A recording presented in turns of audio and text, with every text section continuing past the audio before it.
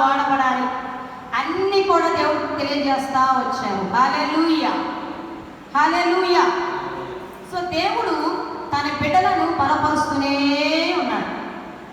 తన వాక్కు కోసం ఎదురు చూసే వాళ్ళని ఆయన తృప్తిపరుస్తూనే ఉన్నాడు. అబ్రహాము దగ్గరికి ఏమొచ్చిందంట? ఏం దర్శించడానికి వచ్చింది? వాక్కు. అందుకే దేవుని వాక్యము అనేది దేవుడే కదా. దేవుని సేవకుల నుంచి నోట నుంచి వచ్చిన ప్రతి మాట దైవ స్వరముగా మనం విశ్వసించగలిగితే అవన్నీ మన జీవితాల్లో నెరవేర్పును చూస్తాము, అనుభవిస్తాం. If you following the glory of God, the glory of God will follow you. Hallelujah. If you carry the presence of God, the presence of God will carry you. If you carry the presence of God, the presence of God will become your guide, your help, your protection and your everything. Hallelujah. ఒక్కదాన్ని మనం carry చేయగలిగితే చాలు, ఒక దాని వెంట మనము వెళ్ళగలిగితే చాలు. అది ఏంటి? దేవుని సన్నిధి. దేవుని సన్నిధి అంటే దేవుడే. దేవుని సన్నిధిని కనుక మనం క్యారీ చేయగలిగితే ఆ దేవుని సన్నిధి మనం ప్రతి చోటకి నడిపిస్తుంది, మనం రక్షిస్తూ ఉంటారు దేవుడు. అలాగే మనం ప్రొటెక్ట్ చేయటమే కాదు, మనకి గైడెన్స్ ఇస్తూ ఉంటారు. మనము నడవాల్సిన మార్గమును దేవుని సన్నిధే మనం బోధిస్తూ ఉంటాం. అందుకనే మోషే యొక్క సందర్భంలో అంటారు కదా, నీ సన్నిధి నాతో కూడా రాకపోతే నేను ఇక్కడ నుంచి కదలను ప్రభువా. అప్పుడు అంటాడు, నీలా అడిగే వాళ్ళు నాకు కావాలయ్యా. ఏ కాడికి నాకు ఆ ఇల్లు కావాలి, స్థలం కావాలి, పెళ్లి కావాలి, ఉద్యోగం కావాలి, ఇవి అడుగుతున్నారు. కానీ అందరూ దేవుడు కూడా ఇస్తున్నాడు. కానీ దేవునికి ఎవరు ఇష్టము, దేవుని హృదయాన్ని ఎవరు బాగా పరీక్షించి ఆయన ఎటువంటి కోరికలు అడుగుతున్నారో ఆయన చూస్తూ ఉన్నాడు. ఏంటి? స్పిరిచువల్ హంగ్రీ మనకు కావాలని దేవుడు అంటున్నాడు. స్పిరిచువల్ హంగర్ మనకి కలిగి ఉండాలని దేవుడు ఆశపడతా ఉన్నాడు. దేవా, నీ సన్నిధి నాకు తోడుగా రావాలి, నీవే నాకు తోడుగా రావాలి. అప్పుడే నేను అంతా ఇక్కడ నుంచి. నీవు లేకుండా, నీ సన్నిధి నాతో రాకుండా ఏదో నీ దూతను పంపిస్తానంటే నేను రాను. నీవే నాతో ఉండాలి, నీ సన్నిధే నాతో ఉండాలి. ఎందుకంటే దేవుని సన్నిధి మనకు మార్గాన్ని చూపిస్తుంది. దేవుని సన్నిధి మనకు అటు ఇటు తొట్టిల్లకు, కుడి ఎడమలకు తొట్టిల్లిపోకుండా దేవుని సన్నిధి మనం కాపాడుతూ ఉంటుంది. హల్లెలూయా. దేవుని యొక్క సన్నిధి మనకు, మన కుటుంబాలకు, మనకు కలిగిన సమస్తానికి తోడుగా ఉండునుగాక యేసు నామములో. అందుకే we need to enjoy the luxury of the presence of God. మన దేవుని సన్నిధిలో ఆనందించేటువంటి వారంగా ఉండాలి, ఆ కుతూహలాన్ని కలిగి ఉండాల్సింది. ఈరోజు తన మంచితనాన్ని ఎలా కనపరుస్తానంటున్నాడు దేవుడు అనంటే, నా గురించి ఆఖరి ఎవరైతే కలిగి ఉంటారో, నా సన్నిధిని గురించి ఎవరైతే ఆశ కలిగి ఉంటారో, నా మీద పూర్తిగా ఎవరైతే ఆధారపడి ఉంటారో, నా యందు మాత్రమే కదిలిపోకుండా విశ్వాసం ఉంచగలవారు ఎవరైతే ఉన్నారో, వారి ఎదుట, వారి జీవితంలో నా మంచితనం అంతా కనపరుస్తానంటున్నాడు. రండి ఇప్పుడు పూర్తిగా దేవుడి వాక్యంలోకి వెళ్ళిపోదాం. నిర్గమకాండము 33వ అధ్యాయము 17 నుండి 19 వరకు చదువుకుందాం.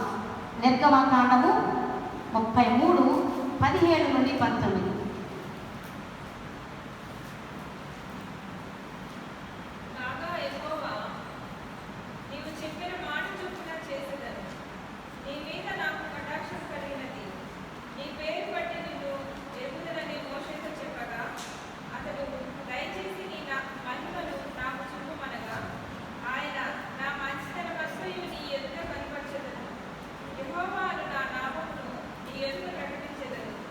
నేను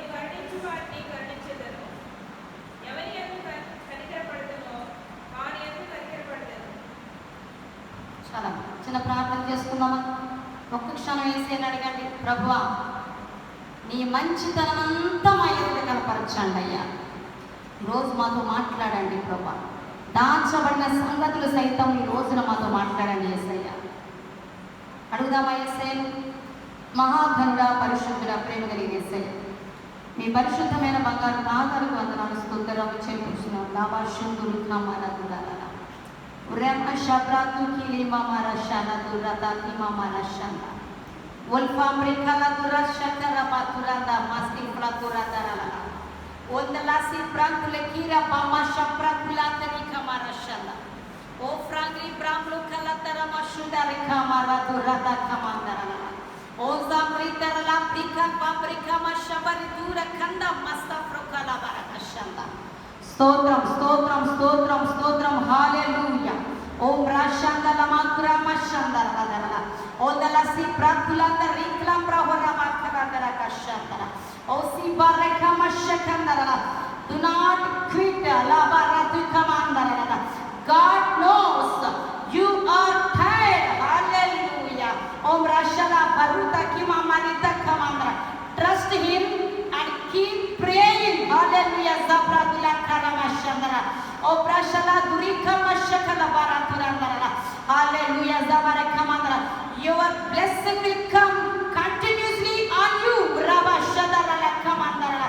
On Rikla Prokala Marakala Baturandra Barakashabra Kudara. God wants you to live in abundance. Hallelujah.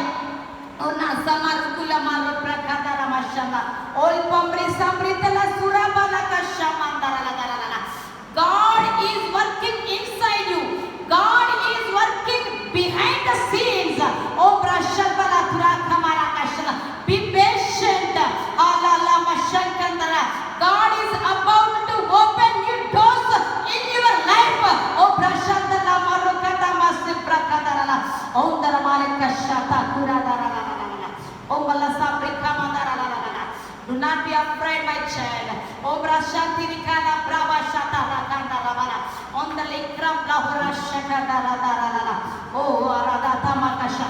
ఒక్క మాట అడగండి, ప్రభువా నీ మంచితనం అంతా మాకు కనపరచాలి. నీకు మా ఎదుట నీ మంచితనం కనపరచాలని మేము ఏం చేయాలని అడగండి సమయంలో. ఓ త్రికల శిఫ్రకులా శిఫ్రత కమార కలగ రకషందరల ఓ దలాత్రి కమందరల బరబరషన. Jesus understands your agony, your pain, your sorrow. La barada kamandara barabarashana. Oh sakidiki marashatana. Yes, you are waiting for a job. Yes, you are waiting for zabarashengandar a child. Oh yes, you are waiting for your business.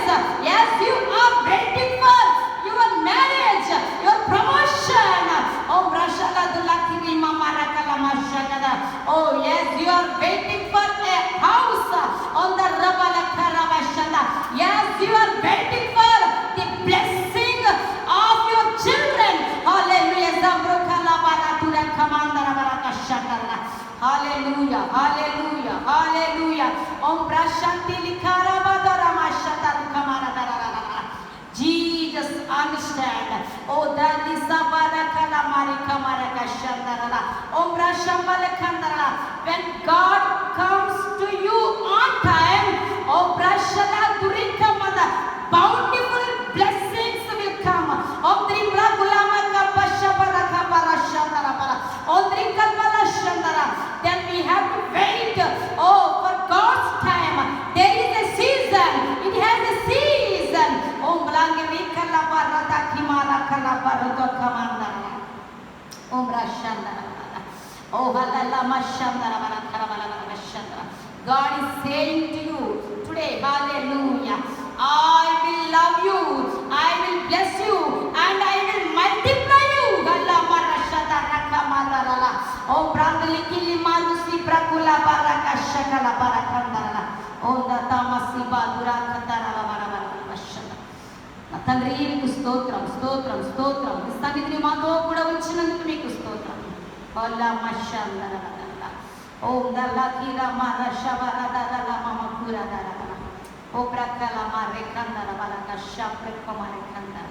The Holy Spirit is here la mashondana manakasa here. in our midst. హల్లెలూయా. పరిశుద్ధాత్మ దేవుడు మన మధ్యలోనే ఉన్నారు. ఆయన సంచరిస్తూ ఉన్నాడు. అల్లా మషతర్, ఎక్కడైతే ఇద్దరు కంటే ఎక్కువగా కూడుకొని నా సన్నిధిలో ఆరాధిస్తారో, ప్రార్థన చేస్తారో, వాక్యాన్ని ధ్యానిస్తారో వారి మధ్యలోనే నేను ఉంటానని ప్రభువు చెప్పారు. ఆయన ఆత్మ ఇక్కడ మన మధ్యలో సంచరిస్తూ ఉన్నారు. హల్లెలూయా. సబ్రుకబల షతరికమాందరబల అందల్ల దురద మకురబర కదరల బరబర మషవ ఓ సబ్రకదరల కషందరబల ఉరమ షందరబల ఉమ్రక షందరల. ఈరోజు మనం కూడా నీవు లేకుండా నేను ఉండలేనయ్యా అని చెప్పగలగాలి, పాడగలగాలి. ప్రభువా, వాక్యము ద్వారా మాతో మాట్లాడండి. నీ దీనదాసురాలినైన బలహీనురాలినైనా నన్ను ప్రభువా అయ్యా నా దోషాలు మన్నించి మా అందరితో మాట్లాడట కొరకు నీ ఆత్మశక్తి చేత, నీ కృప చేత నింపి నాయన అయ్యా బలపరిచి వాడుకొని మీరు మాత్రమే మహిమ పొందుకోమని యేసయ్య ఘననామాన ప్రార్థించి వేడుకుంటున్నాము తండ్రి. ఆమేన్, ఆమేన్. దేవుడు ఇప్పుడు తెలియజేస్తున్నాం గొప్ప మాట. The lord will love you అంటే ఆల్రెడీ ప్రేమిస్తున్నాడు ఆయన. విల్ లవ్ యూ అంటున్న దానికి మీకు అర్థం చెప్పమంటున్నాడు ఆయన. చెప్తాను. The lord will bless you and the lord will increase you or multiply. మిమ్మల్ని విస్తరింప చేయబోతున్నాడంట. హల్లెలూయా. ఇప్పుడు దాకా ప్రేమిస్తున్నారు కాబట్టే ఆయన మనకు రక్షణ ఇచ్చాడు, తన ఆత్మనిచ్చాడు, క్షేమంగా ఉంచాడు. ఇవ్వాల్సిన ఆశీర్వాదాలు ఇప్పుడు దాకా మనకి ఏం అవసరాలు ఉన్నాయో అవన్నీ తీర్చుతూ వచ్చారు. ఇక మీదట ఆయన చూపించబోతున్న ప్రేమ ఎటువంటిది అని అంటే విస్తరణ వైపు నడిపించేదంట. హల్లెలూయా. ప్రకటన గ్రంథము 3వ అధ్యాయంలో దేవుడు మాట్లాడతాడు కదా, నేను నిన్ను ప్రేమించుచున్నానని నీ చుట్టూ ఉన్నవారు లేదా యూదులు కానిటువంటి వారికి కూడా నేను తెలియచేయబోతున్నా. నిన్ను ఆశీర్వదించి నీ ఎదుట నేను తలుపులు తెరిచి నిన్ను ఆశీర్వదించి నీ చుట్టూ ఉన్న వారికి, ఇంకా చెప్పాలంటే యూదులు కాకుండానే యూదులని చెప్పుకున్న వారు నీ చుట్టూ ఉన్నారంట. క్రైస్తవులు కాకుండానే క్రైస్తవులని, భక్తులు కాకుండానే భక్తి పనులు అని చెప్పుకుంటూ భక్తి చేస్తున్న నిన్ను విమర్శించేవారు ఉన్నారంట కదా. వాళ్ళ ఎదుట దేవుడు నిన్ను ప్రేమిస్తున్నానని రుజువు చేసుకోవడానికి నీ ఎదుట తలుపు తెరవబోతున్నాడు. హల్లెలూయా. దేవుడికే మహిమ కలుగును గాక.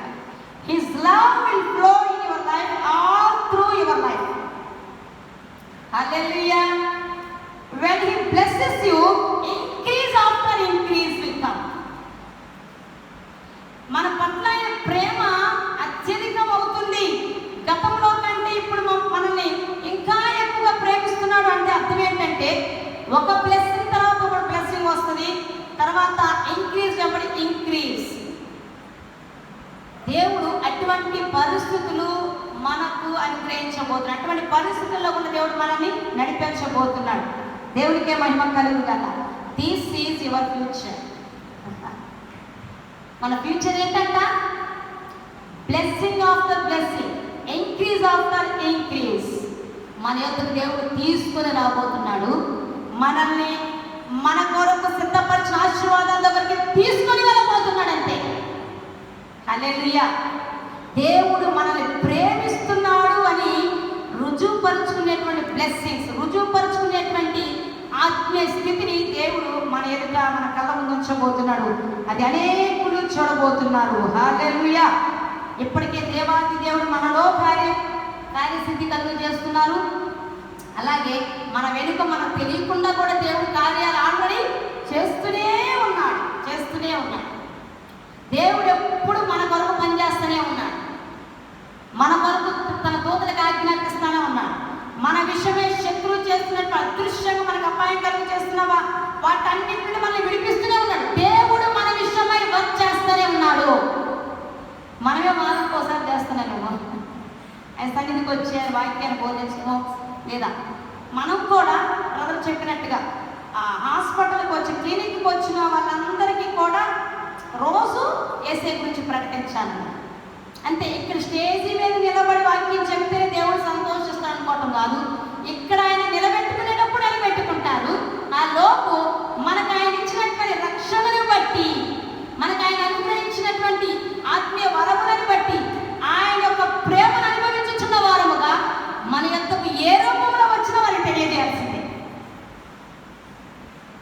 ఎలా మనల్ని ఎవరెవరికి ఎప్పుడెప్పుడు కలుసుకుంటారో తెలియదు. కానీ మన దగ్గరకు వచ్చే వ్యక్తులు, మనం పంపబడేటువంటి స్థలాలు కావచ్చు, వ్యక్తులు కావచ్చు, దేవుని చిత్తం లేకుండా జరిగేవి కారే కావు.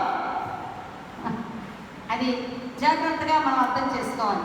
అయితే ఈ రోజున బైబిల్లో మనం చదువుకున్న రీతిగా మోషే అంటున్నాడు, దేవా నీ మహిమను నాకు ఒక్కసారి చూపించయ్యా. ఏమన్నాడు? నీ మంచితనం చూపించాను అన్నాడా? నీ మహిమను ఒక్కసారి చూపించయ్యా. ఎటువంటి హంగర్ని కలిగి ఉన్నాడు మోషే. అబ్బా, అట్లాంటి దాని కొరకు అప్పుడు దాకా అడిగిన వాళ్ళు ఎవరు ఉన్నారా? ప్రతిరోజు చల్లపూట వచ్చి ముచ్చట్లాడే ఆదామే అడగల. అప్పటికే ఆదామును హవ్వను తన మహిమతో నింపాడు ఆయన. ఆ విలువ తెలియకుండా ఒక అబద్ధాన్ని నమ్మి మహిమను పోగొట్టుకున్నారు. కానీ 40 సంవత్సరాలు కష్టాలు పడినటువంటి వ్యక్తి దేవుడు దర్శించగా లోపడి ప్రయాణం చేస్తున్నప్పుడు ఆయన శక్తిని చూస్తూ చూస్తూ చూస్తూ ఉండి కూడా ఏమాత్రం ఇది చాలని అనుకోలా. ప్రభువా, ఇంకా నాకు దాహం తీరట్లని విషయమై, ఇంకా నీ విషయమై తెలుసుకోవాల్సిందంతా, నీ గురించి నేను చూడాల్సిందంతా నేను చూసేయాలి బ్రతుకున్నంతలోపే అని అన్నాడు. నీ మహిమను నాకు ఒకసారి చూపించు దేవా, నీ మహిమను చూపించు అని అడగగానే దేవుడు ఏమన్నాడమ్మా? నువ్వు నాకు నచ్చావు బిడ్డ, show me your glory lord అని అడగగానే దేవుడు ఏమన్నాడు తెలుసా? నా మంచితనం అంతా నీ ఎదుట కనపరుస్తాను నానా. అబ్బా, నా మంచితనం అంతా నేను ఎదుట కనపరుస్తాను. ఇంకా కింద రాయబడింది, దేవుడు ఎవరిని కరుణిస్తాడో వారినే కరుణిస్తాడు. దేవుడు ఎవరిని కృప చూపాలనుకుంటాడో వారినే కృప చూపిస్తాడు. ఈ మాట వినేటప్పుడు మనం కొన్ని విరుద్ధమైనటువంటి మాటలు వింటుంటాం కొన్ని సందర్భాలు.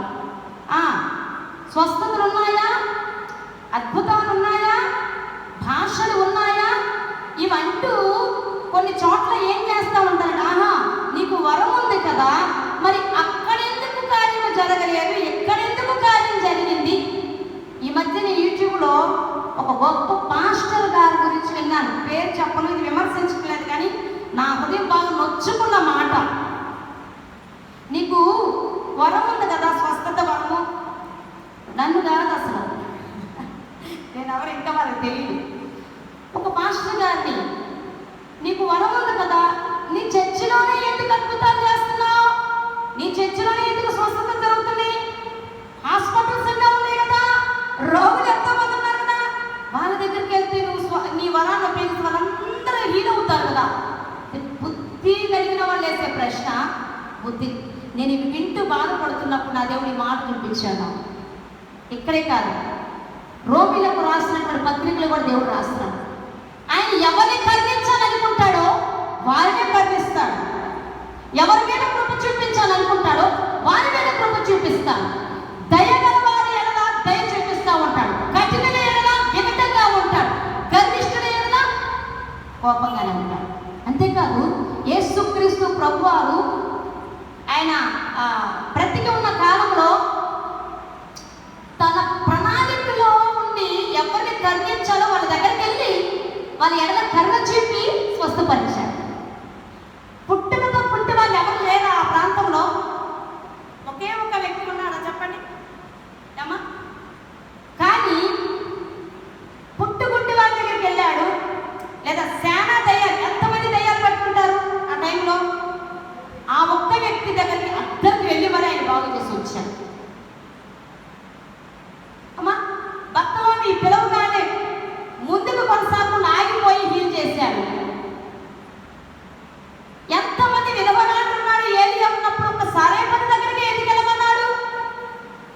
ఈ మాటలన్నిటి గురించి దేవుడు యేసయ్య మాట్లాడుతూ, ఎందుకంటే ఆ కాలంలో కూడా ఉన్నారు పరిసయ్యులు, శాస్త్రుల అనబడేటువంటి బుద్ధిహీనులు ఉన్నారు కదా, వాళ్ళు అడిగే ప్రశ్నలు ఈ కాలంలో కూడా అడుగుతున్నారు కొందరు, బోధకులు అని చెప్పబడుతున్న వారు.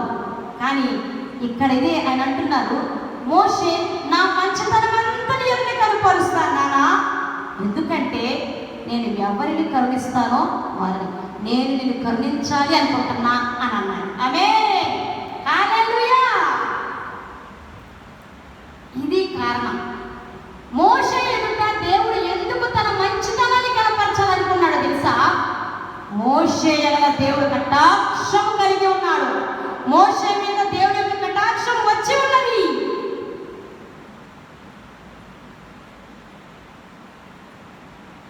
దేవుడు తన మంచితనాన్ని మన ఎడల కనపరచాలంటేనంట, దానికంటే ముందు దేవుని యొక్క కనికరము, కృప, కటాక్షము మన మీదకి రావాలంట.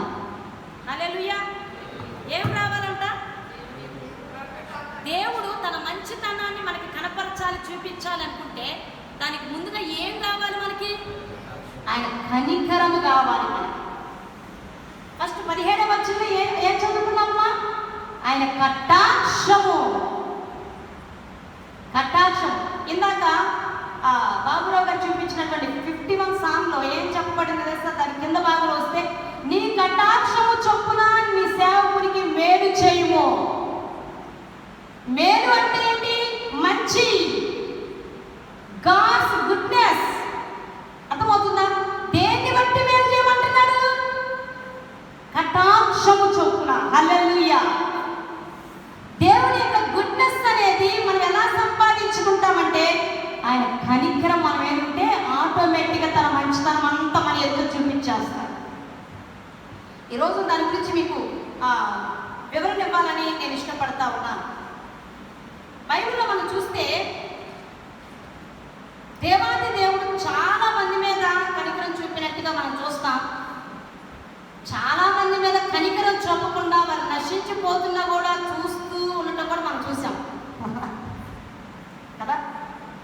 ఈరోజు శుభవార్త ఏంటంటే, ఈ మాటలు వింటున్నటువంటి మనందరి ఎలాగా ఆయన కనికరము చూపుచున్నాడు. మనందరి మీదకి ఆ రోజున మోషే మీదకి దేవుడు పంపిన కటాక్షములు పంపుచూ ఉన్నాడు. హల్లెలూయా. Favour and goodness. మనం దేవుడి యొక్క కటాక్షముతో పాటు ఆయన మంచితనమును రుచి చూడబోతున్నాం. వాక్యంలో ఏం రాయబడింది? యెహోవా ఉత్తముడని రుచి చూసి తెలుసుకోండి. ఉత్తముడంటే మంచి దేవుడు, మంచి దేవుడు. Hallelujah. May God bless you richly in the mighty name of Jesus. Hallelujah. ఉరషకల బరతుకమందర. పరిశుద్ధాత్మ దేవుని సన్నిధి మన మధ్యలోనే ఉన్నది. హల్లెలూయా, హల్లెలూయా. దేవుడు తన మంచితనం మనకు రుచి చూపించాలనుకుంటున్నాడు. వామ్మో, వీళ్ళని దేవుడు ఎంత ప్రేమిస్తున్నాడు, వీళ్ళ పట్ల ఎంత మంచితనాన్ని కలిగి ఉన్నాడు, ఎంత కృప చూపుతున్నాడు, ఏంద్రా బాబోయ్ అని జనులు చెప్పుకునేటట్టుగా తన మంచితనమును మన ఎడల ఆయన రివీల్ చేసుకోబోతున్నాడు. హల్లెలూయా, హల్లెలూయా. ఎందుకో తెలుసా? He is so sweet to us. Hallelujah. యేసయ్య ఎవరసలు? Sweeter than honey. మన యేసయ్య ఎట్లాంటోడు? ఆయన రుచి చూస్తే అబ్బా, తేనె కంటే మధురమైనటువంటి వాక్యము, ఆయన మాటలు తేనె కంటే మధురమైనవి. ఆయన యొక్క దావీదులాగా ఆయన హృదయానుసారంగా మనం జీవిస్తూ ఉంటే ఇంకా తన మంచితనం అంతమైన ఆయన కనపరుస్తూనే ఉంటాడు. Hallelujah, hallelujah. He is 100% good. ఈ భూప్రపంచంలో 100% మంచోడు ఎవరు లేరు. మనుషుల్లో మంచితనం అనేది 100% ఉండదు. మేలు చేస్తే మనం మేలు చేయాలనుకుంటాం, కీడు చేస్తే కీడు చేయకపోవచ్చు కానీ మేలు ఎందుకు చేయాలబ్బా అని ఆలోచిస్తాం. ఇప్పుడు మనం ఎవరికన్నా సపోర్ట్ చేసామో మనకు సపోర్ట్ చేయడానికి ఇష్టపడతాం, లేదా మనం కొన్ని సందర్భాల్లో కొంతమంది సపోర్ట్ చేయలేము. దేవుని వాక్యానుసారంగా జీవించుచున్నప్పుడు కొన్ని సందర్భాల్లో కొంతమందికి మనం సపోర్ట్ చేయలేము. కఠినంగా ఉండాల్సి వస్తుంది కొన్ని సందర్భాలలో. అప్పుడు అవతల వ్యక్తులు ఏమనుకుంటారు? ఫలానప్పుడు నాకు సపోర్ట్ చేయలేదు వ్యక్తి అంటారు. నీకు కానీ నీకు మేలు చేయాల్సి వచ్చినప్పుడు మేలు చేయరు. ఎందుకు? అప్పుడు చేయలేదు కాబట్టి. ఒక పాయింట్ అర్థమైందా మీకు? కీడు చేయకపోవచ్చునేమో కానీ మేలు చేయాలి అన్న తలంపునే తీసేసుకుంటారు. కానీ దేవుని వాక్యం తెలియజేస్తుంది,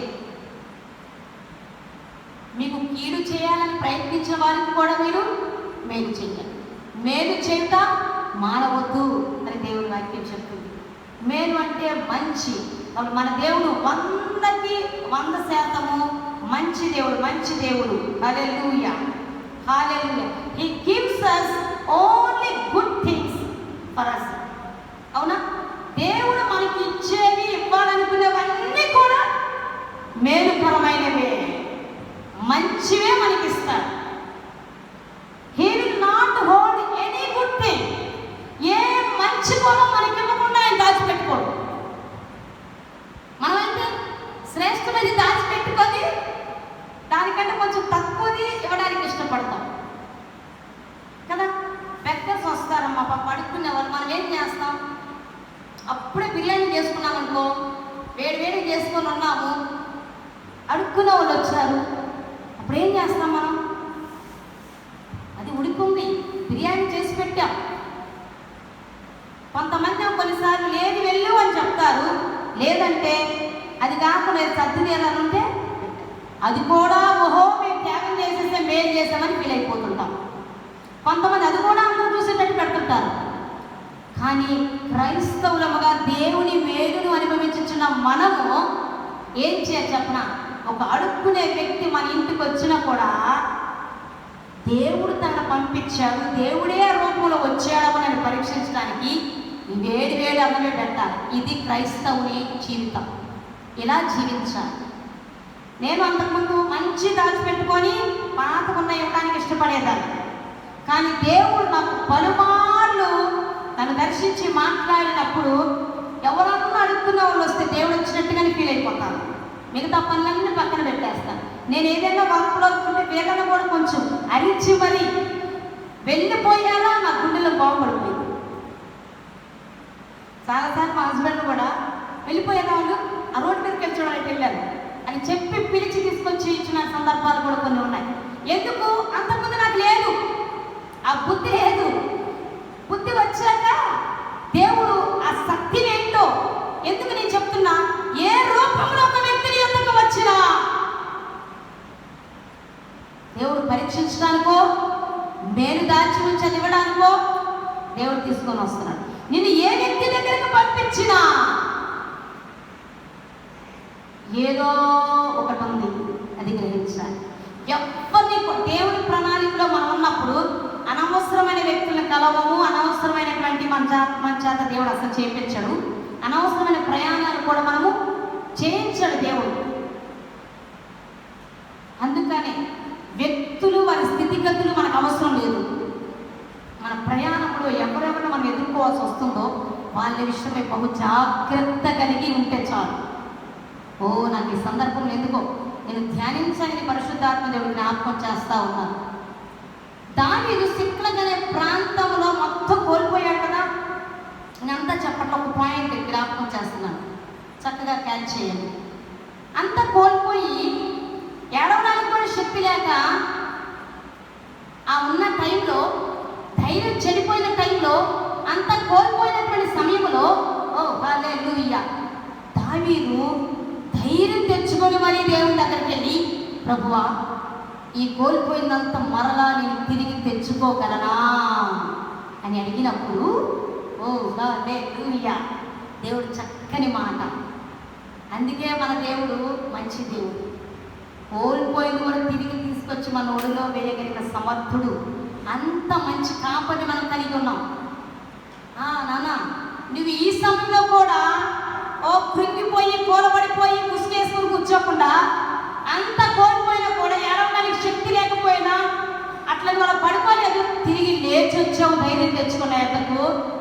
నువ్వు అడిగినది నేను చేయబోతున్నాను, బయలుదేరు, నీవు వెళ్ళి నీదంతా తెచ్చేసుకో.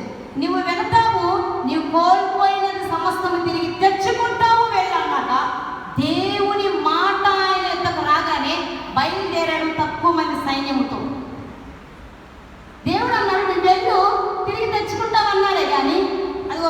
ఏరియాకి వెళ్ళు, పలానా వ్యక్తులు కలుగు, ఆధార్ నుంచి ఆధార్లోకి వెళ్ళు, ఇవేమి అడ్రస్ చెప్పలేదు యేసయ్య అక్కడ. 1 Samuel 30 చాప్టర్ తర్వాత చదువుకోండి. కొంత దూరం ప్రయాణం చేశాక తన దగ్గర ఉన్న కొద్ది బలవంతో ప్రయాణం చేసిన తర్వాత అన్ఎక్స్పెక్టెడ్గా ఒక గొప్ప కార్యం జరిగింది. దావీదు ఊహించలా దాన్ని, కానీ దావీదు ఎంత చక్కగా దాన్ని మెయింటైన్ చేసుకోవడం వలన దేవుడు తనతో చెప్పిన మాట నెరవేర్చబడిందో అక్కడ చూడాలి. ఏం జరిగిందో తెలుసా? తర్వాత చదువుకోండి. 1 Samuel 30 తర్వాత చదవండి. ఏం జరిగింది తెలుసా? ఒక వ్యక్తి అనారోగ్యంతో ఆ దారి మధ్యలో సొమ్మసిల్లి పడిపోయి ఉంటాడు. ఒక అనామకుడు, దావీదు పరిచయస్తుడు కాదు, లేదా ఒక పెద్ద అందరికీ పరిచయం ఉన్న వ్యక్తి కాదు, గొప్ప అర్హత ఉన్న వ్యక్తి కూడా కాదు. ఒక అనామకుడు, పైగా అనారోగ్యంతో సొమ్మసిల్లిపోయి పడిపోయి ఉన్నాడు. ఎన్నో రోజుల్లో భోజనం లేక, శరీరంలో బలహీనత వచ్చేసి, ముందుకు నడవడానికి కూడా శక్తి లేక హల్లెలూయా ఆ దారి మధ్యలో పడిపోయాడు. ఆ మార్గంలో దావీదు తన సైన్యం నడుచు వస్తా ఉన్నారు. అప్పుడు ఏం జరిగిందో తెలుసా? ఆగిపోయి దావీదు తన సేవకుడు అన్నాడు, ఫస్ట్ అతన్ని లేపి తనకి భోజనం పెట్టండి అన్నాడు. ఆ వ్యక్తికి భోజనాలన్నీ పెట్టి తర్వాత లేచి కూర్చోబెట్టి, నువ్వు ఎక్కడి నుంచి వస్తున్నావు, నేను ఎవరి తాలూకా అని అడిగాడు దావీదు. ఎంతో మంది వెళ్ళిపోయి ఉండొచ్చు, ఏమో పడిపోయాడు అని పట్టించుకోకుండా వెళ్ళిపోయి ఉండొచ్చు. కానీ దావీదు నడుచుతున్న మార్గంలో ఒక అనామకుడు పడిపోయి ఉన్నా, సొమ్మసిల్లిపోయి ఉన్నా, తనతో తనకు పని ఉంటుందో లేదో తెలియకపోయినా ఆ వ్యక్తి దగ్గర ఆగిపోయి, ఇది చాలా చక్కని సీక్రెట్. ఈ రోజున మనతో వింటున్న వారితో దేవుడు మాట్లాడుతున్నాడు. మీరు నడుస్తున్న మార్గంలో ఎవరిని మీరు ఎదుర్కోవాల్సి వచ్చినా ఆ ప్రతి ఒక్కరిని బహు జాగ్రత్తగా మీరు మెయింటైన్ చేయండి. హల్లెలూయా. ఆ పరిచయాలను మీరు కాపాడుకోండి. చిన్నది ఇదేముంది అనుకున్న దానిలో మీ జీవిత గమ్యాన్ని దేవుడు దాచిపెట్టాడు అంతే. ఏం జరిగిందో తెలుసా? భోజనం పెట్టారు, లేచి కూర్చున్న పెట్టిన తర్వాత, నువ్వెవరివి, ఎక్కడి నుంచి వస్తున్నావు, ఎవరు తాలూకు అనగానే దావీదు ఎక్కడికి వెళ్తే మొత్తం కోల్పోయి తెచ్చేసుకుంటాడో ఆ వ్యక్తి అక్కడికి వెళ్ళడానికి అడ్రస్ చెప్పాల్సిన వ్యక్తి. హల్లెలూయా. ఏం జరిగిందో తెలుసా అమ్మా? నేను అమాలేకీయుల దగ్గర నుంచి పారిపోయి వస్తున్నా, లేదా అమాలేకీయులు ఉన్నారు కదా, వాళ్ళు సిక్లగనే ప్రాంతాన్ని మధ్య దోచుకున్నారు, తగలబెట్టారు. తిరిగి వెళ్ళు ప్రయాణంలో నాకు బాగా లేదని నన్ను ఇక్కడ వదిలేసిపోయారు. ఎవరి కోసం వదిలేసారు? శత్రువు ఏదో ఒకటి మన కొరకు వదిలేస్తాడు. మనం చేరాల్సిన గమ్యం కొరకు వాడే తనంతటాడు మన కొరకు వదిలేస్తాడు. దేవుడు ఆ ఛాన్స్ మనకి ఇస్తాడు. హల్లెలూయా. ఓ హల్లెలూయా. నేను పలానా తాలూకా. ఇప్పుడు మరి వాళ్ళు ఎక్కడున్నారు? బాగా దోచుకున్నారు కదా, తాగుతూ తింటూ జల్సా చేస్తున్నారు పలానా ప్లేస్ అని చెప్పేశాడు. ఫస్ట్ ఈ వ్యక్తి అన్నాడు, నన్ను చంపకుండా ఉంటే నేను చెప్తానయ్యా అన్నాడు. నేను అయ్యా నిన్ను చంపితే ప్రేజ్, నాకు తిను ఆరోగ్యం పొందుకొని నేనేం చేయను అన్నాడు దావీదు. తర్వాత దావీదు ఎక్కడికి వెళ్ళాలో, ఎక్కడికి వెళితే దేవుడు తాను చెప్పిన మాట నెరవేర్చబడుతుందో, హల్లెలూయా, అది ఒక్క వ్యక్తి. ఆ వ్యక్తిని జాగ్రత్తగా ఆయన చూసుకోకపోతే కాస్త అందుకనే ఎందుకో మరి ఈ రోజున నేను ధ్యానం చేయని మాట్లాడుతున్నాడు. బెగ్గర్ దగ్గర నుంచి దేవుడు తీసుకొని వస్తున్నాడు. ఎవరిలో ఏది దాచిపెట్టి మన దగ్గర పంపిస్తాడో పార్సల్ నాకు తెలియదు. హల్లెలూయా. ఏం జరిగిందో తెలుసా? ఆ అడ్రస్ అంతా చెప్పగానే ఇంకేముంది, వాళ్ళు ఆల్రెడీ ఏ పనిలో ఉన్నాడు, శత్రువుని మనం ఓడించే టైంకి వాళ్ళు జల్సా చేసుకుంటుంటారు, మత్తులో ఉండేలా దేవుడు చేస్తారు. ఆ టైంకే మనకి అడ్రస్ చెప్తాడు, ఆ టైంలో మనం బయలుదేరి వెళ్ళమని చెప్తారు. హల్లెలూయా. అవునా? వెళ్ళాడు. వాళ్ళు ఏం యుద్ధం చేయగలరు తిని తాగుతుంటే? వాళ్ళందరినీ హతమార్చి తనకు సంబంధించిన ఏమేమి ఉన్నాయి వాళ్ళ ఫ్యామిలీ మెంబర్స్ అందరినీ తెచ్చుకోవటమే కాదు, దొరికిందని వాళ్ళే కూడా తెచ్చేసుకున్నారు. తోపుడు సొమ్ము తీసుకొని వచ్చి దావీదు తన తోటి వారికి ఫ్రెండ్స్ అందరికి పంచి పెట్టేశారు. హల్లెలూయా. అర్థమైందా? ఎందుకంటే ప్రతి వ్యక్తిని మీరు ఏం చేయాలి? మనల్ని ఎవరు లెక్క చేస్తున్నా లెక్క చేయటం మనకు వద్దు. మనం లెక్క చేసే టైం వస్తుంది, మన మహిమపరిచే టైం వస్తుంది, మనల్ని చూసి దైవ భయం వచ్చే రోజులు ఉన్నాయి. కానీ ఈరోజు మనం చేయాల్సింది చేస్తే జాగ్రత్తగా మన గమ్యానికి చేరాలి కదా. అది అన్నమాట. ఎంత మంచి దేవుడు తెలుసా? మనకి ఈ రోజున మనకి ఏమీ లేకపోయినా ఆయన ఉన్నాడు. ఆయన 100% గుడ్ గాడ్. ఓకేనా? అట్లాంటి దేవుడిని కలిగి ఉన్నాం కదా. ఆయన గురించి పూర్తిగా తెలుసుకున్న వాళ్ళు ఆయన గురించి ఆకలిపడతారు. మోషే ఏం చేశాడు తెలుసా? దేవా, నీ మంచితనం అంతా నాకు కనపరచవా, నీ మహిమనంతా నాకు కనపరచవా అని అన్నాడు. మహిమని కనపరచడం అంటే ఏంటంటే మంచితనం కనపరచడం. ఈ రోజున మంచితనము అంటే ఏంటో తెలుసా అమ్మా? మహిమ, మహిమ, గ్లోరీ, దేవుని యొక్క మహిమ, దేవుని యొక్క మహిమ. దేవుని యొక్క మంచితనం అని ఎలా కనపరచాలనుకుంటున్నాడంటే తన మహిమను నీ ద్వారా నా ద్వారా లోకానికి ప్రత్యక్షపరచాలనుకుంటున్నాడు. తన మహిమను మన మీద ఉంచి శత్రువులే కాదు మనుషులు కూడా భయపడేటట్టుగా చేయాలి అని అనుకుంటున్నాడు. హల్లెలూయా. మోషే విశ్రాన్ని బట్టి మనుషుల మీదకి, మనుషుల గుండెల్లోకి భయం వచ్చింది అనేది ఒకనొక కాలంలో. అవునా? దేవుని సేవకులు వస్తున్నారు అనంటే శత్రువు ఎటు భయపడతాడు, అది మనకు కనిపించదు. మనుషుల సైతము భయపడే సందర్భాలు బైబిల్ గ్రంథంలో ఎన్నో ఉన్నాయి.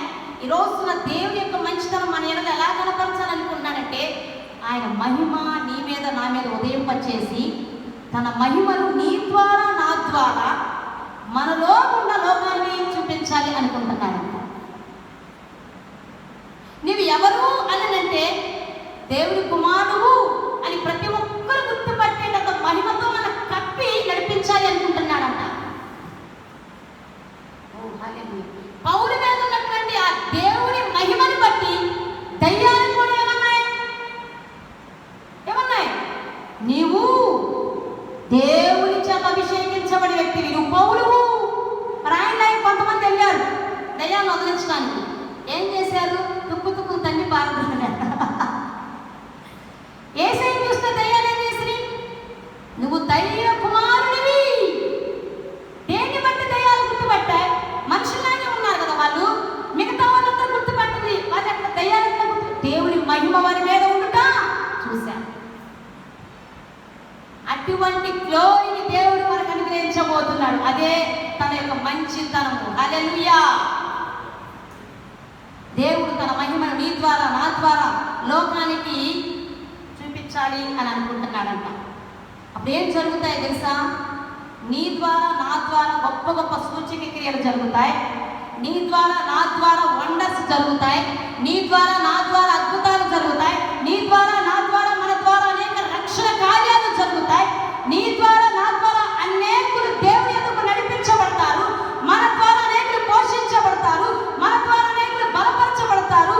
మన ద్వారా అనేకులు ధైర్యపరచబడతారు. మన ద్వారా అనేకులు ఓడిపోయిన వారు సైతం విజేతలుగా నిలిచేలా దేవుడు వాడుకుంటారు. హల్లెలూయా. అయితే దేవుడు తన మహిమని కనపరచాలంటే, తన మంచితనాన్ని కనపరచాలంటే మనం కలిగి ఉండాల్సింది ఏంటి? మోషేలాగా ఆత్మీయ దాహమును కలిగి ఉండాలా. దేవుని పట్ల మనము ఆశను కలిగి ఉండాలా. దేవా, నీవు మోషేకు చూపించినట్టుగా నీ మహిమ నాకు కూడా చూపిస్తావా? నీ సన్నిధిలో నన్ను కూడా నిలబెట్టుకొని వాడుకోనాయనా, నీ మహిమగా నన్ను వాడుకోనాయనా అని మనము అటువంటి ప్రార్థన చేసేటువంటి వారంగా మనం ఉండాలి. ఎవరైతే ఆయన కొరకు ఆకలి కలిగి ఉంటారో, ఆశ కలిగి ఉంటారో వారి పట్ల దేవుడు తన మహిమను కనపరుస్తారు, తన మంచితనం అంతా కనపరుస్తారు. హల్లెలూయా. ఒక్కసారి ఆయన రుచి చూసిన వ్యక్తి చేసే పని ఏంటో తెలుసా? మరి అది మనలో ఉందో లేదో పరీక్షించుకోవాలి.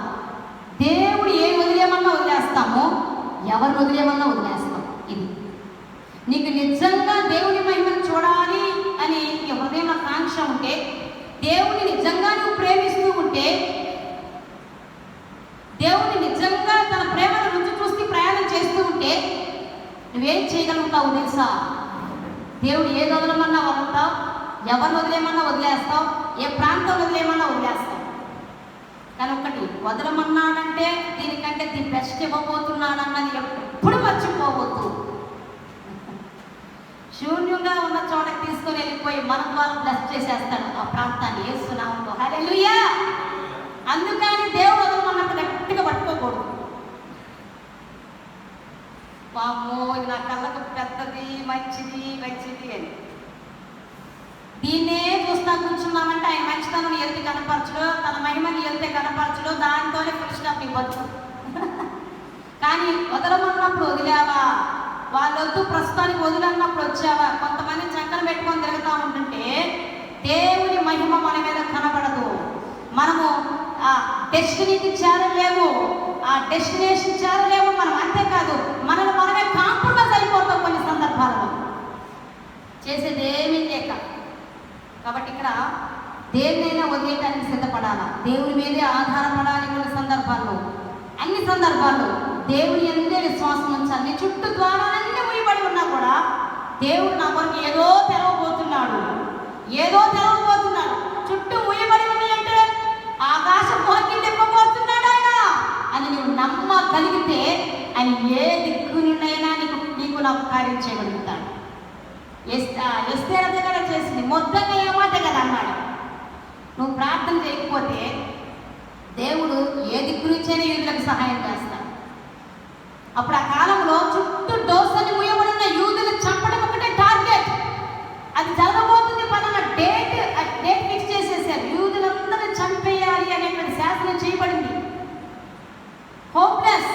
కానీ ఆ టైంలో మొత్తం చేసిన పని, ఎస్తేర్ చేసిన పని ఏం చేస్తా, ఇహలోక పరంగా ఈ రాజు శాసనం చేశాడేమో, చుట్టూ మాకు ఎటువంటి నిరీక్షణ లేని పరిస్థితులు ఉన్నాయేమో, బట్ మేము కలిగి ఉన్న దేవుడు పై నుంచి ద్వారం తెలుస్తాడు, ఏ దిక్కు నుంచైనా ద్వారం తెలుస్తాడని నమ్మారు. ఏమైంది అమ్మా, ఎవరు పగబట్టారో పగకు వారినే అప్పగించాడు దేవుడు. యూదులందరినీ సంరక్షించడమే కాదు, యూదులందరూ దేశంలో స్వతంత్రంగా పండుగలు ఆచరించుకునేటట్టుగా దేవుడు చేసేసాడు.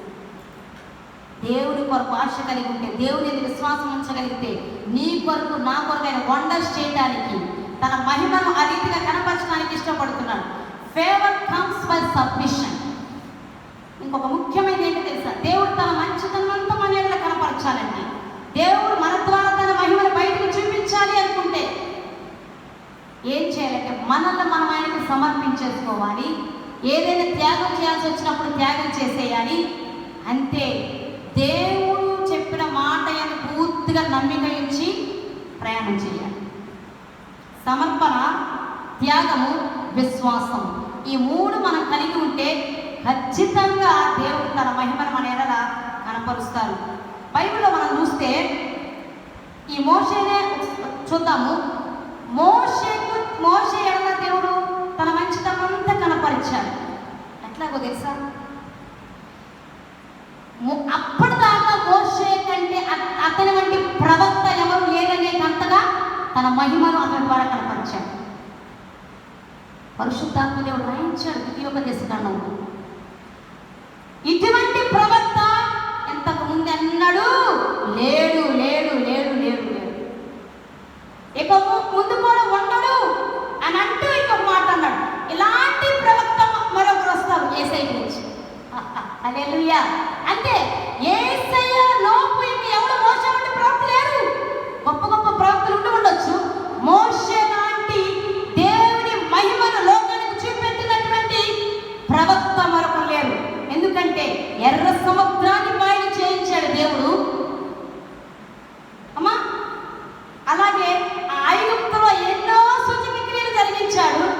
ఎంతో బలమైన రాజులపై దేవుడు విజయాలను మోషే ద్వారా అనుగ్రహించాడు. మోషే ద్వారా సూచక క్రియలు, అద్భుతాలు, అమ్మా ఎన్నో మహత్కార్యాలు చేసి ఆ కార్యాలన్నీ దేవుడు తనతో ఉండి చేయిస్తున్నాడని లోకాన్ని చూపెట్టేశాడు. దేవుడు తన కటాక్షంలో మోషే మీద ఉంచడం వలన, ఎందుకు దేవుడు మోషే మీదకి అంత కృపను చూపించాడు, కటాక్షం చూపించాడంటే సమర్పణ కలిగి ముందుకు వచ్చాడు. ఐగుప్తు ధనము కంటే ఫరో కుమార్తెకు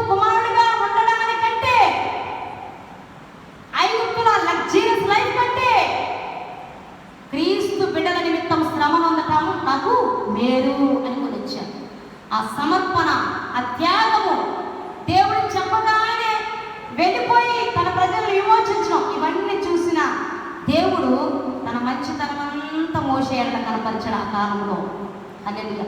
మోషే వంటి ఆ మైటీ అనాయింటింగ్ కలిగిన వాళ్ళు ఆ జనరేషన్లో ఎవ్వరూ లేరు. అంటే ఆ జనరేషన్లో గొప్ప అభిషక్తుడు మోషే మాత్రమే. మిగతా వాళ్ళు కూడా పుట్టుకొని వచ్చారు, నాకు కూడా ఇలాంటి అభిషేకం ఉన్నాయి. నో నో నో నో, వాళ్ళ ముందు రుజువు చేశాడు ఆయన. మోషేనే మోషేనే మోషేనే తాను పిలుచుకున్న వ్యక్తులను ఎలాగైనా ఆయన మహిమపరచగలడు. వీటన్నిటి అర్థం నీ ఎదుట తన మంచితనాన్ని కనపరచాలనుకుంటున్నాడంటే అర్థం ఏంటో తెలుసా? నిన్ను మహిమపరచాలి అని దేవుడు ఆలోచిస్తున్నాడు, ఆశ కలిగి ఉన్నాడు. తన మహిమని ఎవరికి ఇవ్వరు, తాను ఏర్పాటు చేస్తున్న వ్యక్తులు, సమర్పణ కలిగిన వ్యక్తులు, ఆయనకు ఒక ఆశ కలిగిన వ్యక్తులకు తన మహిమను అనుగ్రహిస్తాడు. వాక్యంలో రాయబడినట్టుగా తాను ముందుగా ఎవరిని నిర్ణయించానో వారిని పిలిచాను, పిలిచిన వారిని నీతిమంతులుగా చేశాను, నీతిమంతులుగా చేసిన వారిని ఆయన మహిమపరచను అని రాయబడినది రోమీయులకు రాసిన పత్రికలో. దేవుడు నిన్ను కనపరచడానికి, మహిమపరచడానికి, నీకు మెప్పు కలిగించడానికి దేవుడు ఆశను కలిగి ఉన్నాడంట. దానిని బట్టి తన మహిమ నీ మీద అనేకులు చూస్తారంట. హల్లెలూయా. ఇంకొక వ్యక్తి ఎవరో తెలుసా? దానియేలు, యోసేపు జ్ఞాపకం చేసుకుందామా? వారున్న దేశంలో వారికంటే జ్ఞానం కలిగిన వాళ్ళు ఎవరు లేరు. వారి పట్ల దేవుడు తన మహిమను ఎలా వ్యక్తపరిచాడు? ఆత్మ జ్ఞాన వివేకములను అనుగ్రహించి అన్నారు కదా. ఈ కరవావా చెప్పాలన్నా, మర్చిపోని చెప్పాలన్నా ఈ దేశంలో మనలో ఉన్న జ్ఞానికి సరిపోదు రాజా. ఒకే ఒక్కడున్నాడు. ఆ ఒకే ఒక్కడు డానియేల్. ఆయన పరిశుద్ధ ఆత్మ జ్ఞాన వివేకములు కలిగిన వాడు. అతను అన్నీ చెప్పగలడు. అతని వంటి వాడు దేశంలోనే లేడు. అది ఒక గ్లోరీ. దేవుడు ఆ కటాక్షమును, ఆ మహిమను, మంచితనము దానియేలు ఎడల తనున్న కాలంలో, తనున్న దేశంలో కనపరిచాడు. అప్ప ఈ దానియేలు ఎవరు అని అంటే దేవుని ఆత్మ కలిగిన వాడు. హల్లెలూయా. యోసేపు టైంలో కూడా చూడండి, యోసేపుతో కూడా ఫరో అంటాడు, కనుక భావం చెప్పాను, ఇటువంటి వారిని మరొకరిని మనం కనుగొనగలమా? అందుకనే యోసేపునే అధిపతిగా పెట్టాలి, వేరొకరు అధిపతిగా ఉండటానికి అర్హత లేదు. ఎందుకంటే ఏ సమయంలోనైనా జ్ఞానంతో ఆలోచించగలిగిన వాడు ఈ దేవుని ఆత్మ కలిగిన యోసేపు మాత్రమే. యోసేపు ద్వారా, దానియేలు ద్వారా దేవుడు తన మహిమను ఎలా లోకానికి, దేశానికి చూపించాడు. అంతటి జ్ఞాన వివేకములను అనుగ్రహించి అట్టి కృప, అట్టి కటాక్షము మనకు కలుగునుగా చేస్తున్నాము. ఇదిగో ఈ బ్రదర్ కంటే, ఈ సిస్టర్ కంటే, ఇదిగో వీళ్ళకంటే ఈ వీరున్న ప్రాంతంలో ఆ దైవ జ్ఞానం కలిగిన వారు ఎవరున్నారు? మోషేకి అప్పుడు అంత అభిషేకం చూసాం, ఈ కాలంలో అట్టే అభిషేకం కలిగిన వ్యక్తులను చూస్తున్నాము అని చెప్పాలి మనం చూసి. ఇంకా ముఖ్యమైనది నేను చెప్తున్నాను వినండి. దేవుడు మనల్ని ఎలా మహిమపరచాలనుకుంటున్నాడు, ఎలా తన కుమారులను ఆశీర్వదించాలనుకుంటున్నాడు తెలుసా? ఎలా తన మంచితనం అంతా మన ఎడల కనపరచాలనుకుంటున్నాడు తెలుసా? పిల్లారా, మీ కుటుంబంలో, మీ బంధువులలో, మీ సహోదరులలో ప్రఖ్యాతికరముగా చేసి మంచితనం కనపరచాలనుకుంటున్నాడంట. దేవునికే మహిమ కలుగునుగాక. హల్లెలూయా. చదువుతారా? ఒక వ్యక్తిని గురించి చెప్తాను. ఎబ్బేజు గురించి రాయబడిన కొన్ని మాటలే బైబిల్లో, కానీ అతని గురించి దేవుడి రోజు మనకి జ్ఞాపకం చేస్తున్నారు. అతని లాంటి స్థితి మన కుటుంబం వాళ్ళు అట్లాగే మనల్ని అనుకుంటున్నారు, కానీ దేవుని తలంపు మన వల్ల వేరే రకంగా ఉంది. చదువుతారు దాన్ని? 1 Chronicles 4:9. దినవృత్తాంతముల మొదటి గ్రంథము 4వ అధ్యాయము 9వ వచనం.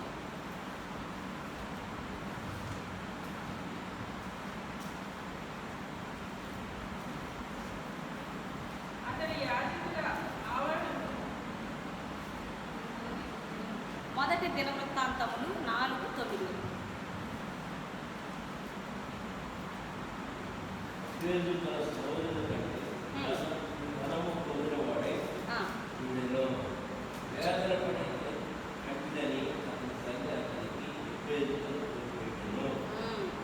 చాలండి. చూసారా, ఎబ్బేజు తన సహోదరులందరిలో ఘనత నొందినవాడు. హల్లెలూయా. ఈ సహోదరులందరిలో ఘనత నొందిన వారికి ముందు ఏం జరిగింది? కథ ఏంటబ్బా? కింద రాశారు. తన తల్లి, తన సహోదరులు, తన బంధువులు, తానుంటున్న ప్రాంతంలో వాళ్ళందరూ ఎబ్బేజు గురించి మాట్లాడుకున్న మాట ఒకటి, దేవుడు తన గురించి తలంచిన తలంపు వేరొకటి. వాళ్ళ అమ్మ పెట్టిన పేరేంటో తెలుసా? ఎబ్బేజు. ఎబ్బేజు అంటే ఏంటి? పుట్టినట్టు రాయబడి ఉంటుంది కదా, వేదనకరమైన పుత్రుడు లేదా వేదన దుఃఖ పుత్రుడు అని అర్థం అంట. చాలాసార్లు ఇది పుట్టకుంటే బాగుంటుందంట వాడి ప్రవర్తన బట్టి కదా. మేము కొన్ని సందర్భాలు దేవుని పరిచర్యలకు వచ్చాక, పరిచర్యలకు తీసుకొచ్చేటప్పుడు దేవుడు ఎలా నడిపిస్తారో, మేము గతంలో ఉన్న స్థితికి దేవుడు పిలుచుకున్నాక మమ్మల్ని నడిపిస్తున్న స్థితికి చాలా వ్యత్యాసం వచ్చేసింది. అవన్నీ చెప్పను. అప్పుడు ఎక్కడో డౌన్ టీమ్గా కనిపించేసరికి చెప్పుకోవడానికి కూడా ఇష్టపడిన వ్యక్తులు దేవుని పిలుపుని అందుకొని దేవుడు మమ్మల్ని ఆకర్షించుకొని మేలుకరమైన మార్గంలో నడిపిస్తుంది. యాక్చువల్గా మాకు ఇదే మార్గం, మేలుకరమైన మార్గం. కొన్ని పోగొట్టుకున్నంత మాత్రాన, ఏదో మా రూపాలను కోల్పోయినంత మాత్రాన, మా దగ్గర ఏదో ఫిజికల్గా కొన్ని పక్కన పెట్టబడినంత మాత్రాన మేమేమో నష్టపోయే మార్గంలోకి వెళ్ళట్లా. మేలుకరమైన మార్గంలో వీటికంటే అతి శ్రేష్టమైన దాని కొరకు మేము ప్రయత్నం చేస్తుంటే కొంతమందికి నచ్చలే. మమ్మల్ని దుఃఖపుత్రులాగా చూశారు. మా గురించి చెప్పుకోవడానికి కూడా బాధపడ్డారు, సిగ్గుగా అనిపించింది.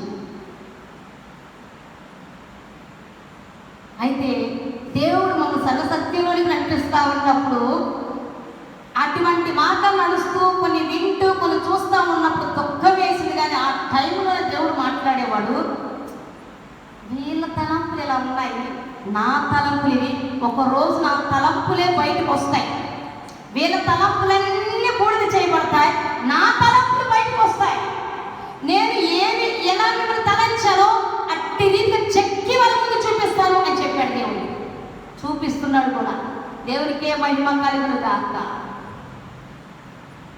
ఎబ్బేజు గురించి తల్లి వేదన పడుతూ కనేసరికి అమ్మే పెట్టేసింది పేరు, దుఃఖపుత్రుడు.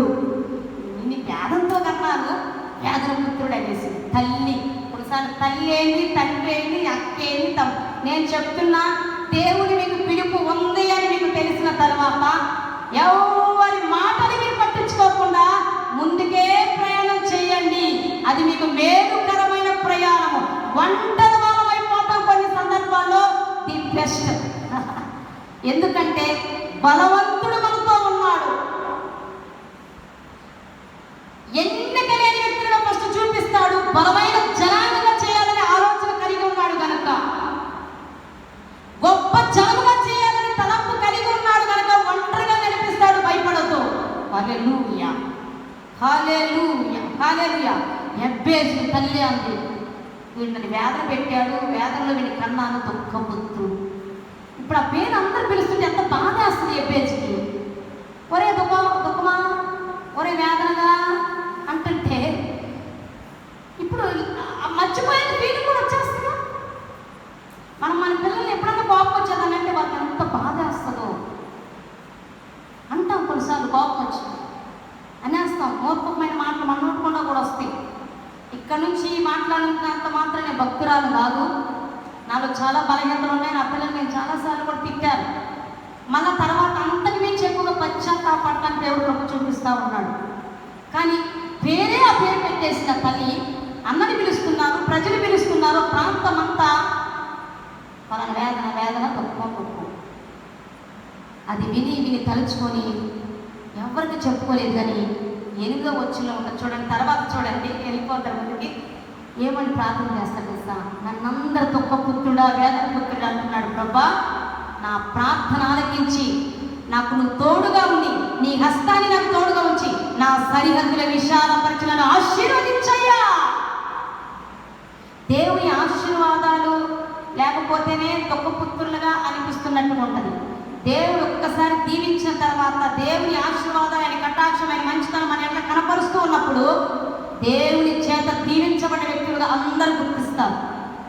ప్రార్థన చేయగానే ఒకే ఒక ప్రార్థన చేశాడు, దేవుడు దాన్ని ఆమేన్ అన్నాడు. ఏం చేశాడో తెలుసా?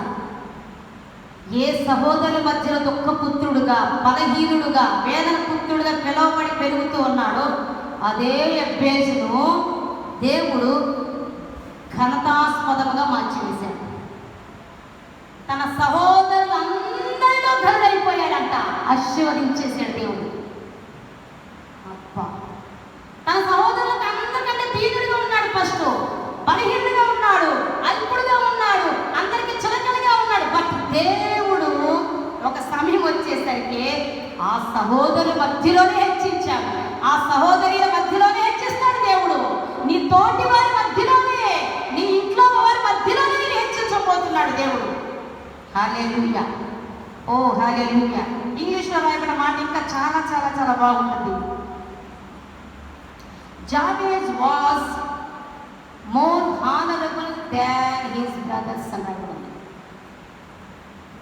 యెబ్బేజు తన సహోదరులందరిలో ఘనత కలిగిన వాడు. దేవుడు ఘనపరిచేశాడు, దేవుడు గొప్ప చేసేసాడు, దేవుడు హెచ్చించాడు. ఇంకొక మాట నాకు దేవుడు చూపిస్తా ఉన్నాడు. ఏంటో తెలుసా? అదే యెబ్బేజు పేరు మీద ఒక ఊరే వచ్చేసింది. ఒక ఊరికి యెబ్బేజు అని పేరు పెట్టేశాడు. చదవండి, దినవృత్తాంతాలు చదువుకుంటూ వెళ్ళండి, ఒక చోట మీకు కనిపిస్తుంది. ఇప్పుడు నేనేం చెప్పట్లేదు. ఒక ఊరికే తన పేరు వచ్చేటట్టుగా దేవుడు చేసి తన పేరు పెట్టేశాడు దేవుడు. ఇప్పుడు ఈ వీధికి ఒక పేరు పెట్టాలంటే ఏ పేరైతే పెట్టారో ఆ వ్యక్తి ఈ లొకాలిటీ లేదా ఏమంటారు ఈ ఏరియాలో ఘనత వహించిన వాడే ఉండాలి కదా. పుట్టింటోని పెట్టరు కదా, ఎవరు పడితే వాళ్ళ పేరు పెట్టరు కదా. ఈ ప్రాంతంలో ఎవరైతే ఘనత కలిగిన వ్యక్తులు ఉన్నారో వాళ్ళ పేరు ఆ వీధికి, ప్రాంతాల విలేజెస్, గ్రామానికి పెట్టేస్తుంటారు. ఇప్పుడు మేము నివసిస్తున్న వీధి హయ్యర్ నగర్, అంతకుముందు డిఎంఎల్లోనే కలిసిపోయింది. కానీ కొన్ని సంవత్సరాల క్రితము హయ్యర్ నగర్గా మార్చబడింది. ఎందుకు? ఫాదర్ హయ్యర్ గారు అక్కడ ఉన్నారంట, అక్కడ కాలు పెట్టారు, అక్కడ కొంతకాలం నివసించారు. దేవుడు ఎవరో ఒకరికి గ్రహింపునిచ్చి ఆ వీధికి గ్రామానికి ఏం పెట్టేశాడు? ఫాదర్ హయ్యర్ గారి పేరు పెట్టేశాడు. అంటే ఆ హయ్యర్ ఎవరు? అసలు దేవుడి చేత గణపరచబడే వ్యక్తి. దేవుడు ఎవరినైతే గణపరుస్తాడో దాన్ని మరుగు చేయడు, భూమి మీద దాన్ని ప్రత్యక్షపరుస్తాడు ఒక రోజున ఏదో ఒక రూపంలో. ఆ వ్యక్తుల్లో నీవు నేను మనమున్నా. హల్లెలూయా. ఇంకొక వ్యక్తి ఎవరో తెలుసా? అందరికి తెలిసిన వ్యక్తి యోసేపు. యోసేపుని గురించి నేను ఒక మాట చూపిస్తాను. దినవృత్తాంతముల గ్రంథము 33వ అధ్యాయము. దినవృత్తాంతములు 33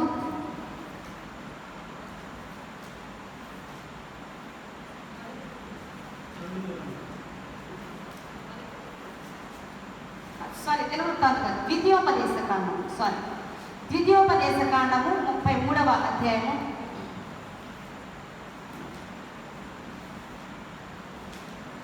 పదమూడు నుంచి 16 వరకు చూద్దాము. అయితే ఫస్ట్ ఈ మాట చూడండి, అది అంత మట్టుగా చదవండమ్మా. తర్వాత మీరు ఇంటికి వెళ్ళి దాన్ని చదివి ధ్యానం చేయండి. ప్రత్యేకంగా ప్రఖ్యాతికరంగా అని ఉంటుంది చూడండి, ప్రఖ్యాతికరముగా అని రాయబడి ఉంటుంది.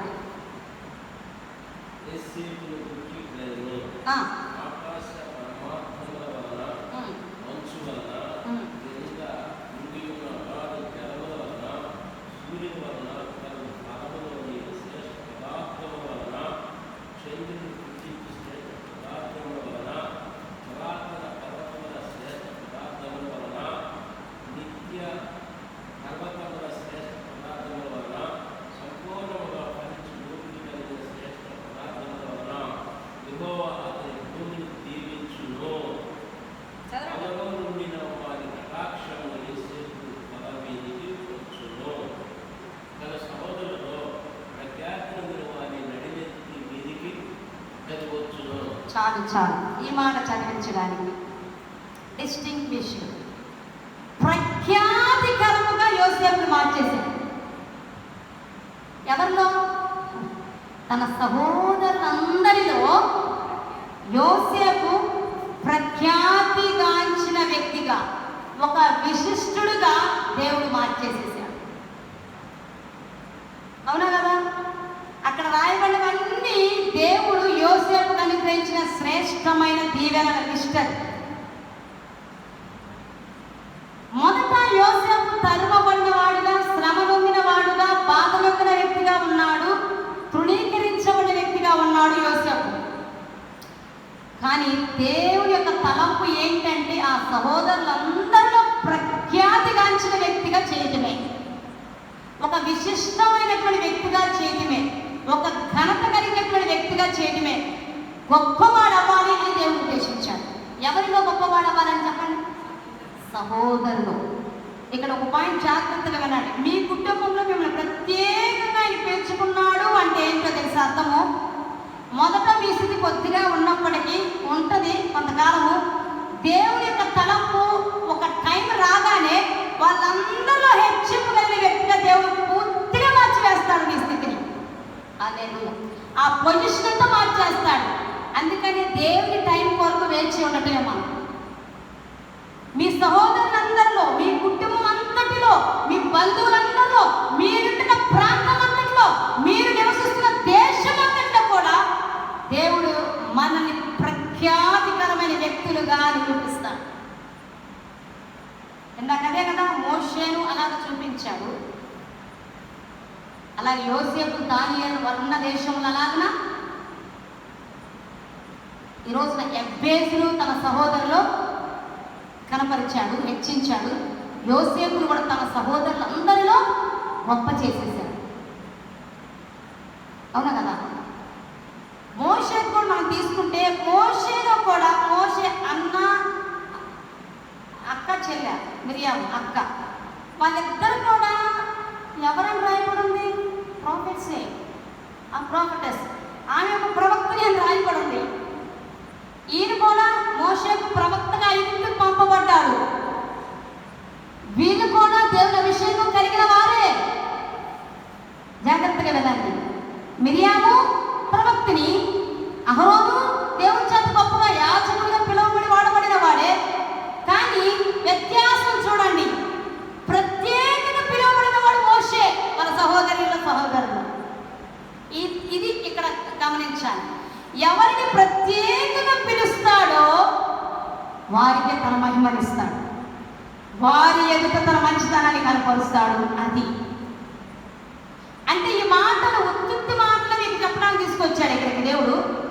ఈ మాటలు అవసరం లేదని ఇక్కడ తీసుకొని వచ్చి కూర్చోబెడతాడా? ఈ మాటలు అవసరం లేదని యూట్యూబ్ కూర్చొని గుడ్లప్పుడు చూడగలుగుతారా? No no. తన మాట వ్యర్థంగా వెనక్కి తిరిగిపోదు.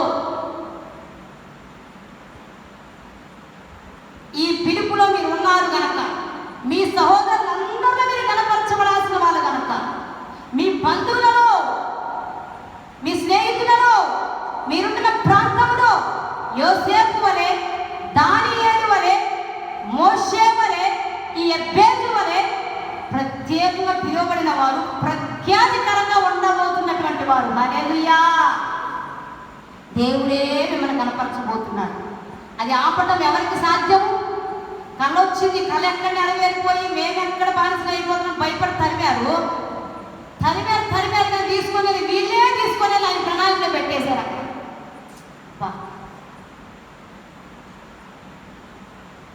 యోసేపు మామూలుగా అయితే ఐగుప్తు చేరతాడా?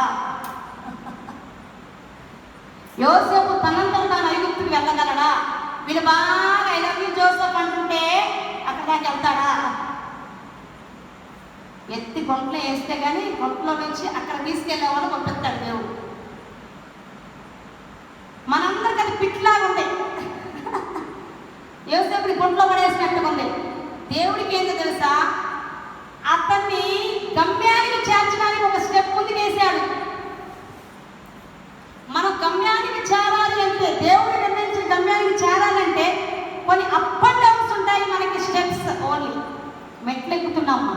అందరికీ ఏమో దిగుతున్నట్టుగా ఉంటుంది, మన మీద నష్టపోతున్నట్టు వచ్చినప్పుడు బాధపడుతున్నట్టుగా ఉంటుంది.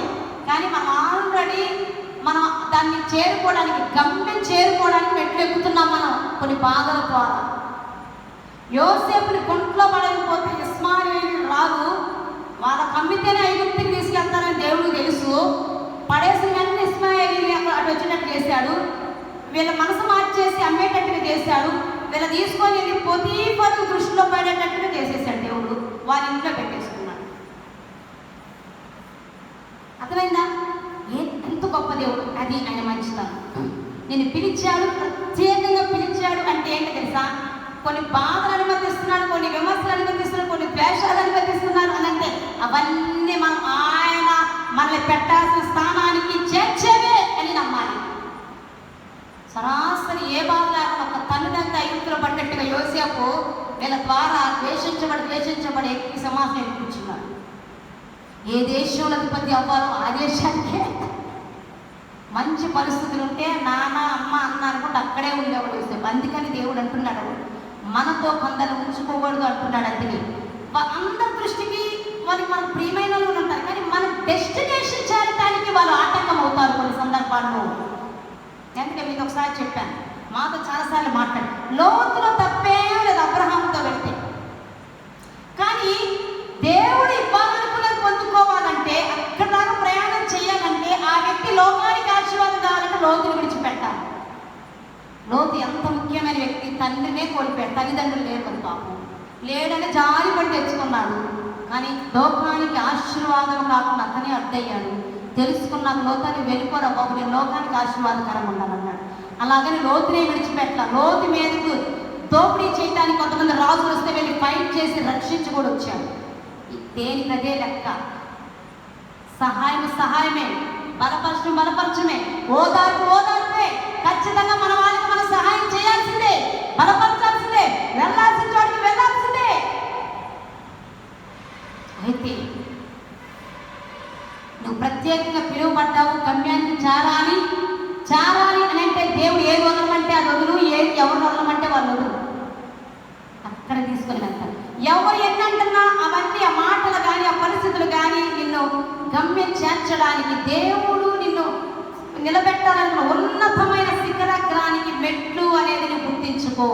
యోసేపు జీవితంలో అది సింపుల్గా నెరవేరు. శ్రమలన్నీ కనపండి కానీ యోసేపు అంటాడు తన రెండవ కుమారుడు పుట్టాక, నేను బాధ నొందిన దేశమందే యెహోవాను అభివృద్ధి పరిచాడు.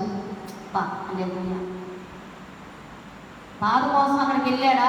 కాదు, అభివృద్ధి పొందించడానికి దేవుడు అక్కడ తీసుకెళ్ళాడు. కొన్ని బాధల ద్వారా కొంత జ్ఞానం నేర్పించాడు, బుద్ధిని కలిగి చేశాడు. మళ్ళా తన వాళ్ళందరినీ తీసుకొని వచ్చాడు. ఈ దేవుడు ఎట్లాంటి దేవుడు! హల్లెలూయా! అటువంటి మహిమను నీ మీద ఉదయింప చేయడానికి ఇష్టపడుతున్నాడు. అంత మంచితనాన్ని నీ ఎడల, నా ఎడల, మన ఎడల ఆయన పూర్తిగా కనపరచడానికి ఇష్టపడుతున్నాడు. అయితే మోషే లాంటి సమర్పణ, యోసేపు లాంటి ఓర్పు,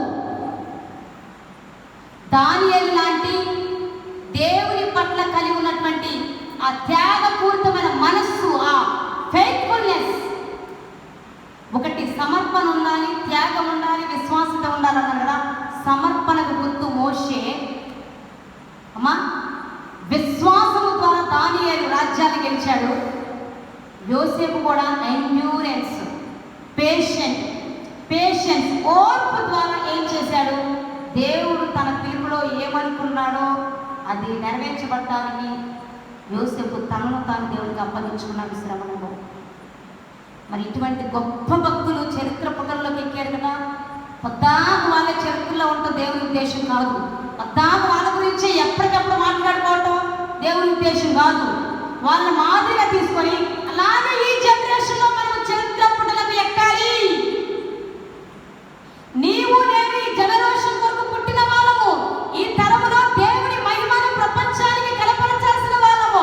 దేవుని మంచితనం అంతా మన ద్వారా లోకము చూడాలి. దేవుని యొక్క మాదిరిని మనం ఈ లోకానికి చూపెట్టాల్సిన వాళ్ళము. కానీ ప్రస్తుతము మనల్ని ఎవరు లెక్క చేయట్లేదా? మనం అట్లా లేవా? మన పరిస్థితి అట్లా లేదా? మన స్థితిగతులు అట్లా లేవా? వీటితో కాదు, ఇది వేరు. మనుషుని గురించి తలస్తున్న తలంపు వేరు. దేవాది దేవుని గురించి ఒక తలంపు కలిగి ఉన్నాడు. ఆనాటి మోషే, దానియేలు, యోసేపు, పేసిన వలె నీ సహోదరులలో, నీ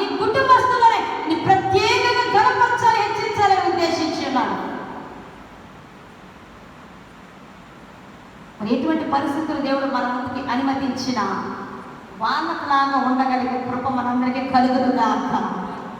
దేవుని తలంపుల ఉద్దేశములు మనందరి ఎడల నెరవేర్చబడుగాక. ఒక్కటి తగ్గిపోకుండా దేవుని మంచితనంతా మేలని మనం అనుభవించుదుగాక యేసునామములో. హల్లెలూయా. కొంచెం ప్రార్థన చేసుకుందామా. ప్రభువా, నీ మాటల ద్వారా నన్ను బలపరిచావు నాయనా. మాకు కూడా ఈ తరములో నీ మహిమను ఒకసారి చూపించవా అయ్యా. నీ మంచితనం అంతా నా ఎడల కనపరచవా ప్రభువా. ప్రతిలాడదామా. యేసయ్యా, నీ మంచితనం అంతా మా ఎడల కనపరచు తండ్రి. నీ మహిమను మా ఎడల కనపరచు తండ్రి. అయ్యా, నీ కొరకు నన్ను వాడుకో ప్రభువా. సమర్పణ కలిగిన జీవితము, విశ్వాసత కలిగిన జీవితము, త్యాగపూరితమైన జీవితమును ప్రభా మేము కలిగి ఉండటానికి నీ మహాకృపను దయచేయవ తండ్రి. నీ పరిశుద్ధాత్మ నడిపింపును, మీ ఆత్మకు లోబడేటువంటి మనస్సును మాకు దయచేయాలయ్యా. మీరు నడిపిస్తున్న మార్గము శ్రమకరం అనుకుంటున్నాము. అందరూ మమ్మల్ని దుఃఖపుత్రులు కీడు అని అనుకుంటున్నారు. కానీ మేము అనేకుల కొరకు తండ్రి మేలుగా ఉండటానికి మమ్మల్ని నియమించున్నామని ప్రభా తండ్రి ప్రతి ఒక్కరు గ్రహించినట్లుగా మీ కార్యములు మేడలో జరిగించమని ఆయన సహాయం దయచేయండి ప్రభా. కృప చూపండి. మాటలన్నీ ప్రభా వింటున్న ప్రతి ఒక్కరి హృదయాల్లో ముద్రించండి తండ్రి. ఎక్కడ దుష్టుడు నీ పరిశుద్ధ వాక్యాన్ని దోచుకొని దొంగిలించుకున్న ప్రభా మా హృదయాలు నూరంతలుగా స్థిరపరిచి ఫలింపచేసి మీరు మాత్రమే మహిమ మా ద్వారా పొందుకొనమని యేసయ్య నామమున ప్రార్థించి వేడుకుంటున్నాము తండ్రి. ఆమేన్.